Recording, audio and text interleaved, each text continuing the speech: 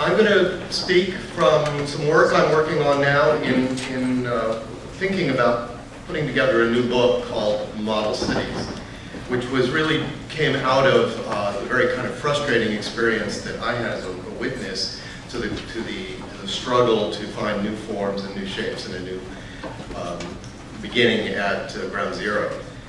It seemed striking to me that it seemed almost as if we had forgotten that it was New York that had invented the idea of the city within the city in modern terms. There have been versions of it in the earlier places, but this idea of a coordinated, multi-building, multi-use project with a civic and or commercial cast set within the existing city over several blocks was really something that one could say began, a tradition that began with Grand Central Terminal and then was brought to a sort of an apotheosis of sorts with Rockefeller Center. There's so many aspects, and then of course was carried forward, as our other speakers have noted, in projects like the World Trade Center. There are so many aspects to this, but given how short our time is today, I thought I would just look at one aspect of the way New York has dealt with this idea of the city within the city and at Rockefeller Center, and that's to think about the project, ironically, sort of in, I think, complementary terms to Bill's wonderful evocation of its towers, look rather at its street level or its lower levels. And in doing so, I'm going to take a cue from Gertrude Stein, who after visiting New York in 1937, coming back a little while from Paris, observed that, she said, "It was the Rockefeller Center buildings that pleased me most.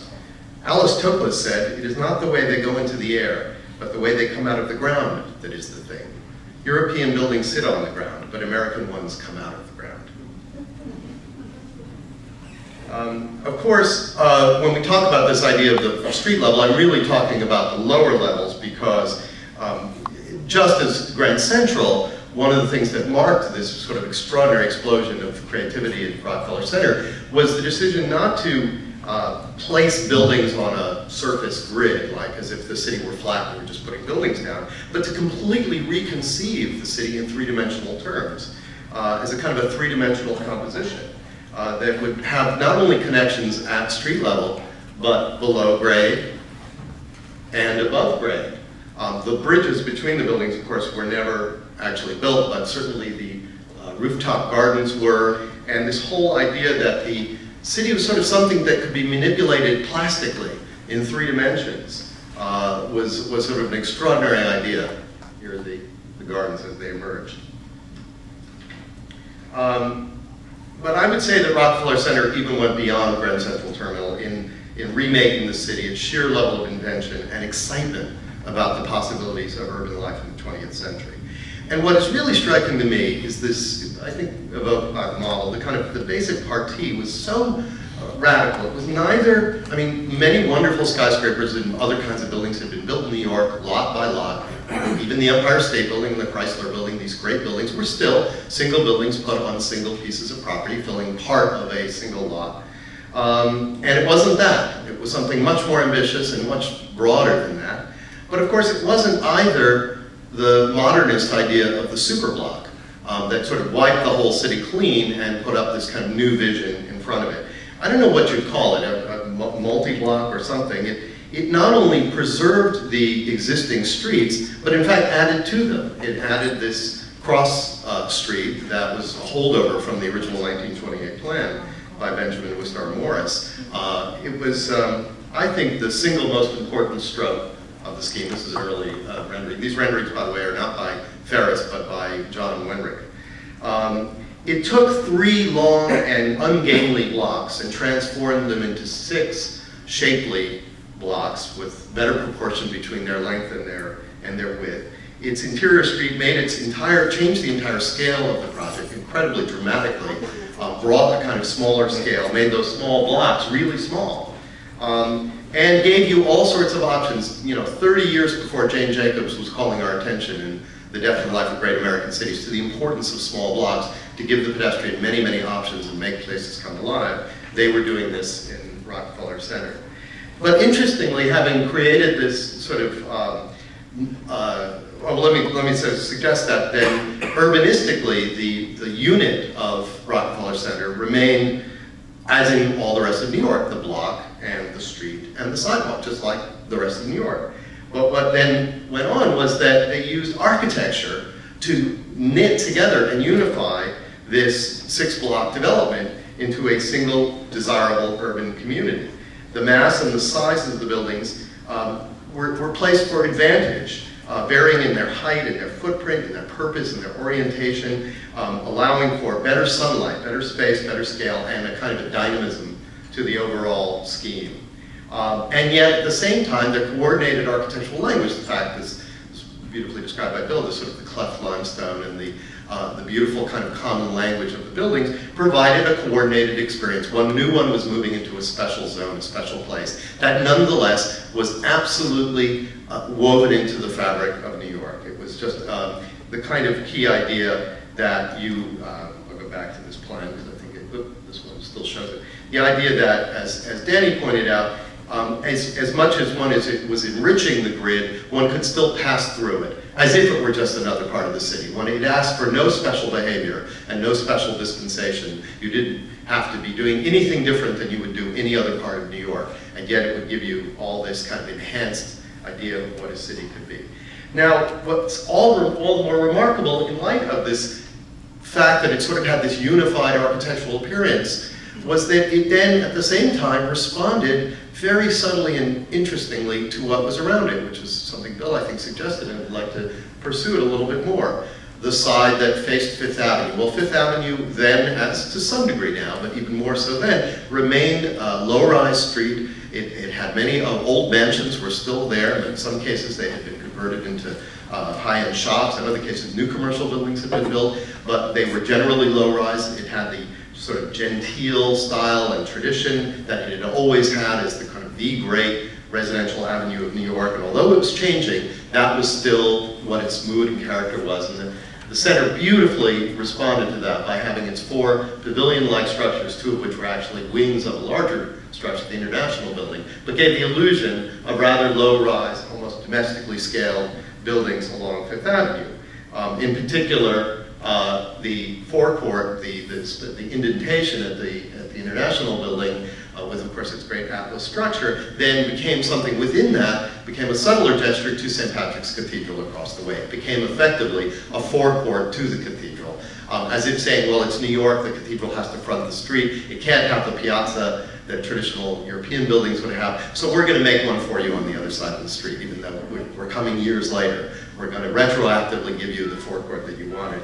And of course, be a sort of a secular response to the spiritual presence of the cathedral. And then meanwhile, as you moved over to the 6th Avenue side of the project, and of course the Radio City end, you might call it, the project inflected itself, again within the same general language, inflected itself to the fact that it was moving toward Times Square. And this was the sort of the entertainment part of it.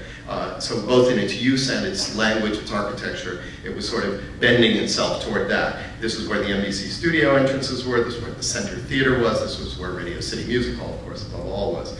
And in response to the relatively raucous atmosphere of 6th Avenue, which of course in those days had, not only did not have the big towers on the other side of the avenue, but it had the elevated railroad running right through it. This is where you found your neon signs and the marquees and a kind of a jazzier idea of what this building and this project could be. So it's as if saying, well, we're going to be this thing, but like a good neighbor and a good, be sort of social, we'll kind of try to deal with whoever we're responding to on either side.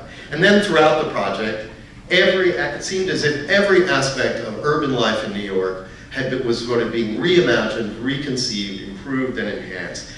The interior passageways that were created, particularly the Channel Gardens that was created between the British and French buildings toward leaning down, was a kind of a better sidewalk, a better urban environment, very similar to the sidewalks that all New Yorkers knew, but improved in every way with its scale and its fact it was strictly pedestrian, its planting, the fact that it was very gently sloped is one of the subtlest and most sort of theatrical elements of the project. I don't know if you've ever noticed it, but as you step off Fifth Avenue, the designers are actually bringing you down, and it's why it's one of the things that, without you noticing it, is pushing you toward the plaza, is that you're actually on a slight slope, a little bit of a ramp going down.